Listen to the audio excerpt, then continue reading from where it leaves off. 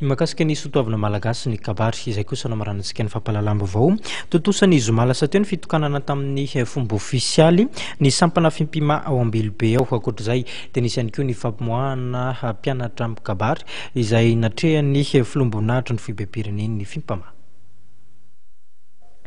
Lanonana rososina ny teto amin'ny Sirama Ambilobe. Voalohany fitokanana ny sampana fimpima izay ahitana mpikambana 2 menada ka Ramatoa Koto Mamonjy Arlilina Rasalanitra ny filohany. Efa tamin'ny taona 2004 no nitsangana ny sampana saingy izao vao nitokanana.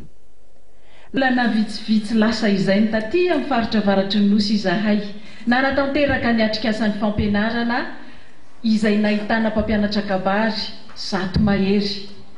Ankehitriny mitombo asana kosa ny fikambanan'ny mpikabary eto Madagasikara satria raha 5 ny isan'ny sampana teo aloha, 4 aminareo no isan'ny sampana ao anatin'ny fikambanan'ny mpikabary eto Madagasikara ary sampana fahatelo eto anivon'ny faritany Fimpima Antsiranana. Lanonana faharoa ny famoahana mpianatra 12 menada. Mari-pahaizana tokana avy amin'ny Fohibe ny tolorana ireo afampanadina manerana nosy ka tamin'ity taona 2024 ity dia mahatratra 730 ny mpikabary navoaka amin'ny Fimpima teto Madagasikara. Nisy koa ny fampisalorana lamba ireo mpikambana naharitra. Fa hetsika akaiky karakarain'ny Fimpima ny herinandro ny kabary izay atao eto Antananarivo manomboka ny Alarobia 7 Novambra izao etsy amin'ny Talarary Asina. Isan'ny fampirantiana sy velakevitra ary fampianarana kabary mamaimpoana. Samy handray anjara misehoka kabary kosa ny faritra Fimpima avy any faritra ivelana Antananarivo. Hofaranana amin'ny fampisehoana fitafy sy taovolo mampiavaka ny lavalonynosy ny herinandro ny kabary ny Sabotsy 17 Novambra izao. Lohahevitra amin'izany no hoe kabary hery sy haren'ny teny malagasy, kabary antsika jiaby.